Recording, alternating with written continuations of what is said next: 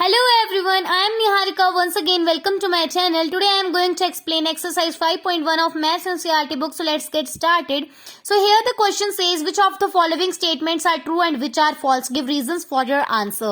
Right? So basically यहाँ पे आपने ट्रू फॉल्स देना है और साथ में रीजन प्रोवाइड करना है कि आखिर वो क्यों ट्रू है या फिर क्यों फॉल्स है. So the first part is only one line can pass through a single point. So this is a false. Right? क्यों?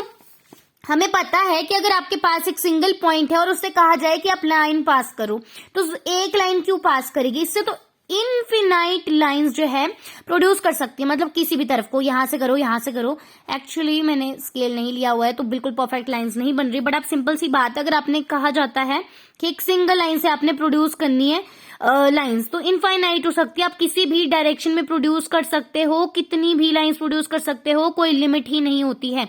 ठीक है. नाउ सेकंड पॉइंट, तो इसका रीजन क्या हो जाएगा कि there are infinite lines which can pass through a single point. Right? Next is there are infinite lines which can pass through two distinct points. तो ये हमने एक्सियोम भी पढ़ा था, सो ये फॉल्स हो जाएगा. क्यों हो जाएगा? आपको अगर दिया जाता है 2 पॉइंट्स और आपसे बोला जाता है कि आपने ऐसी लाइन कि आपने लाइनें पास करनी है इन दोनों पॉइंट से, पर ऐसा है कि उस लाइन ने दोनों पॉइंट्स को टच करना है, तो कितनी कर पाएंगी पास? सिंपल सी बात है, अगर इन दोनों को टच करते हुए एक लाइन को प्रोड्यूस करना है तो सिंगल लाइन प्रोड्यूस हो सकती है. अगर 2 पॉइंट्स यहाँ पे बनाती हूँ मैं, अगर बोला जाता है कि आपने लाइन प्रोड्यूस करनी है जो 2 पॉइंट्स को टच करके जाए तो only single line can pass. It's a truth, it's a universal truth. Right? So इसका रीजन भी यही हो जाएगा कि only one line can pass through 2 distinct points. Right? A terminated line can produce indefinitely on the both sides. Third part है, so it will be a true.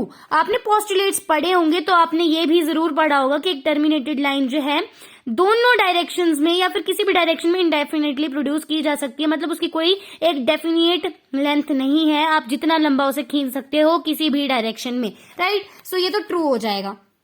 Next, if 2 circles are equal then their radii are equal. So obvious सी बात है, ये भी एक पोस्ट्यूलेट था आपका कि अगर कोई 2 सर्कल्स हैं आपके पास, राइट, अगर वो इक्वल है दोनों तो ऑब्वियस सी बात है उनके रेडियस या फिर रेडियाई वो इक्वल होगा, तभी तो जाके वो इक्वल हुआ. मान लो एक 4 सेंटीमीटर रेडियस का सर्कल है तो सिंपल सी बात है दूसरा सर्कल 4 सेंटीमीटर का होगा, तभी वो दोनों इक्वल हुए. ये तो है नहीं कि 4 सेंटीमीटर रेडियस का सर्कल 5 सेंटीमीटर के रेडियस वाले सर्कल के इक्वल हो जाएगा. ठीक है? सो इसलिए ये स्टेटमेंट ट्रू हो जाएगी कि अगर 2 सर्कल इक्वल हैं तो उनके रेडियस या फिर उनके सेंटर सारे एक दूसरे के इक्वल होंगे, चाहे वो डायमीटर हो, चाहे वो रेडियस हो, चाहे वो कॉर्ड्स हो. Right? Next, in figure 5.9, if AB is equal to PQ and PQ is equal to XY, then AB is equal to XY. देखो आपके पास गिवन है कि AB एक लाइन है, वो PQ के इक्वल है, सेम एज XY भी PQ के इक्वल है. जैसा कि हमने आपका फर्स्ट एक्सियोम पढ़ा था कि things which are equal to the same thing are equal to one another. मतलब अगर कोई 2 चीजें बिल्कुल सेम चीज के इक्वल होती है तो वो एक दूसरे के इक्वल होती है.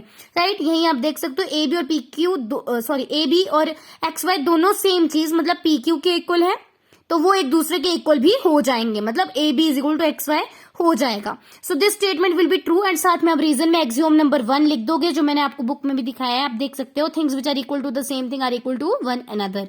Right? So this was the first question of this exercise. For more videos, please subscribe my channel. Till then, bye bye.